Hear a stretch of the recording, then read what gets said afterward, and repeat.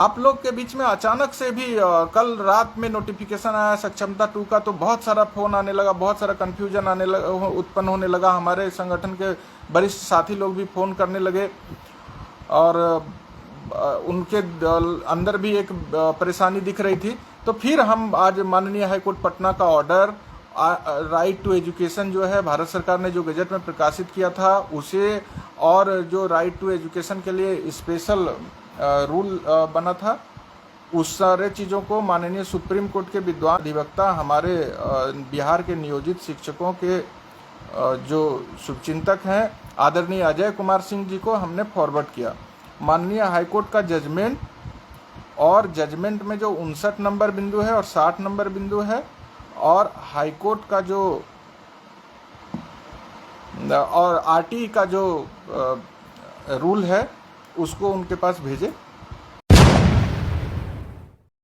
जो right to education का, right to education में सेक्शन 23 और सेक्शन 20, जब राइट टू एजुकेशन भारत सरकार का गजट पढ़िएगा ना, तो उसका जब 38 नंबर कॉलम में जाइएगा, 38 नंबर सेक्शन में जाइएगा, तो उसमें स्पष्ट अंकित है कि भारत सरकार ही इस दोनों सेक्शन को चेंज कर सकता है, 20 और 23 को, वह भी संसद में के दोनों सदन से पारित करा करके, पास करा करके।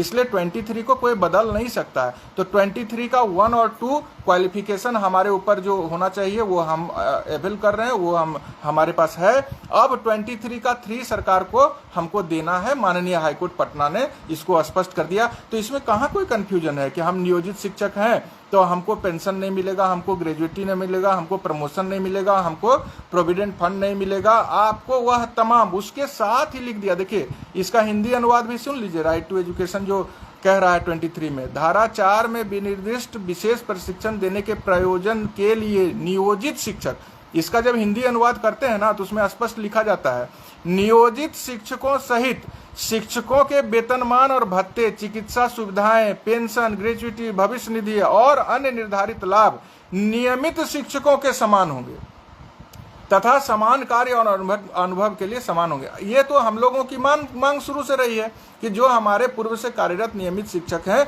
उनके समान वेतन, पेंशन, प्रमोशन, सारा चीज हमको मिलना चाहिए। अब यह बात जो हम लोग कह रहे थे, यह हवा में नहीं कह रहे थे, यह बात हम लोग राइट सेशन में जो प्रावधान किया गया उसके तहत कह रहे थे। अब माननीय हाईकोर्ट ने भी यह आदेश सरकार को कर दिया है कि 23 को लागू कीजिए। सरकार की बेचैनी समझिए।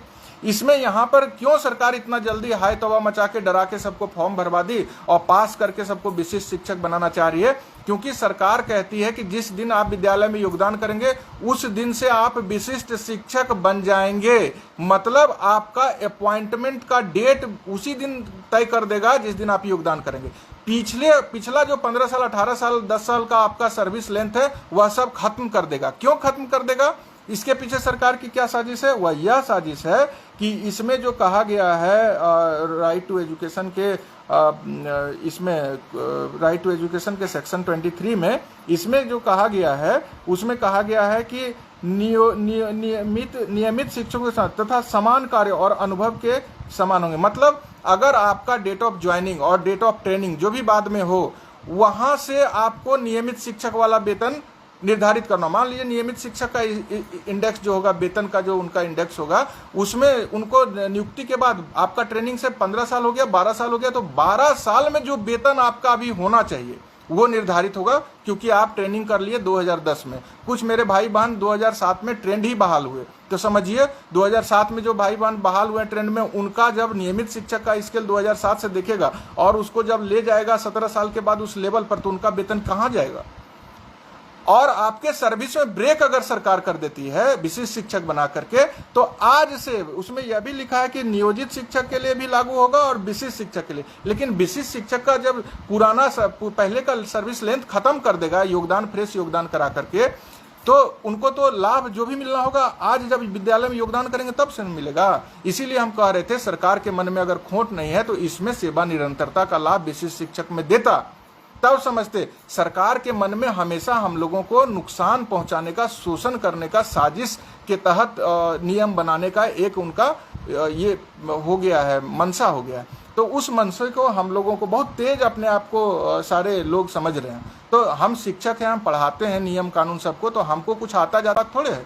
हम लोगों ने भी लंबा अनुभव रखा है न्यायालय में संघर्ष करने का। तो सरकार को यह अब करना क्या पड़ेगा? अभी सरकार को इतने दिन हो गए माननीय हाईकोर्ट पटना के द्वारा न्यायाधीश पारित किए हुए, अब उनको सेक्शन 23 आरटी का लागू करना था, अभी तक लागू नहीं किए हैं। इसके बजाय वह बेचैन है कि विशिष्ट शिक्षक का दूसरे चरण का परीक्षा ले लो और फिर से गुमराह करो लोगों को, और गुमराह करके फॉर्म भरवा के विशिष्ट शिक्षक बना दो। क्योंकि उनका अगर वेतन सेक्शन 23 के तहत निर्धारित भी करना पड़े तो जो स्टार्टिंग इंडेक्स है वहां से ही उनको वेतन हम दें, नियमित शिक्षक का भी। लेकिन आप अगर नियोजित शिक्षक के रूप में अपना सेवा सर्विस लेंथ आपका ट्रेनिंग के बाद भी 10 साल 12 साल का, तो अभी आप समझ लीजिए 45,000 पे अगर आप होंगे, तो नियमित शिक्षक का जब लेंथ ला करके और 10-12 साल का इंडेक्स पर ले जा करके जब वेतन फिक्स करेगा तो 80-90 हजार आप जाएंगे।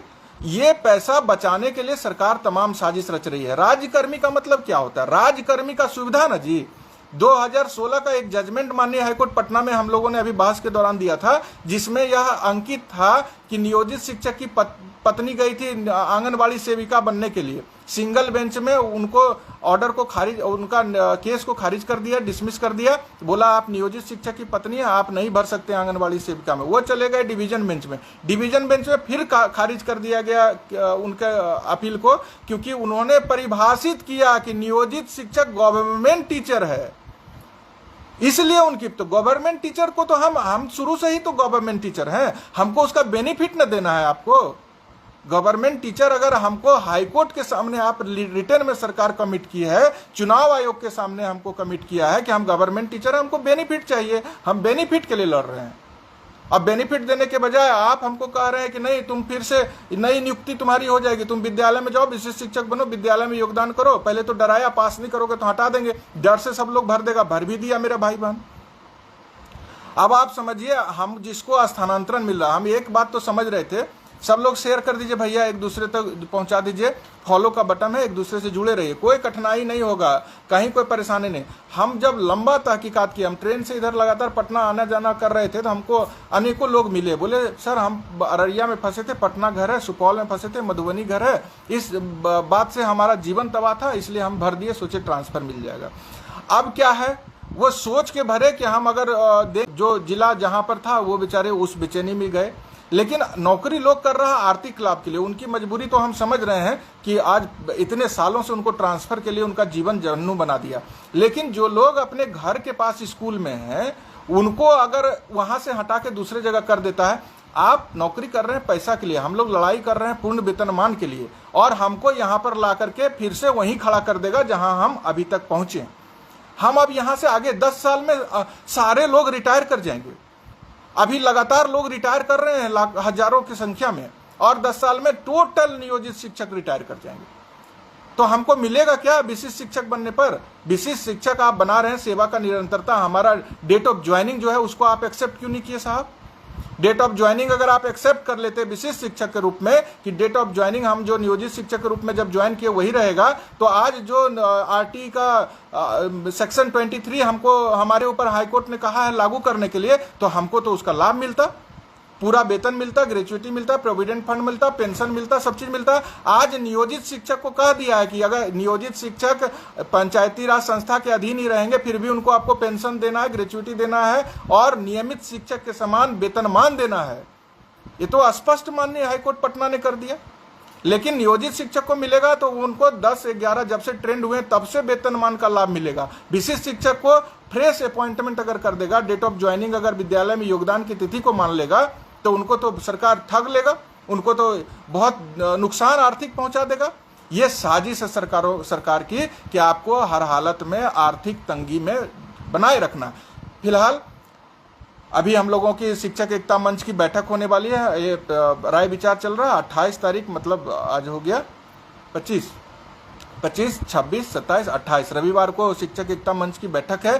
सरकार माननीय हाईकोर्ट पटना के आदेश को लागू क्यों नहीं कर रही है, आगे हम लोगों को कौन सा कदम उठाना है। आप जान रहे हैं कि माननीय हाईकोर्ट पटना अगर कोई आदेश पारित करता है तो उसको लागू करना बाध्यकारी। और अगर वह लागू नहीं करेगा तो कंटेम्प्ट में आप चले जाएंगे, तो सरकार का भारी फजीहत है।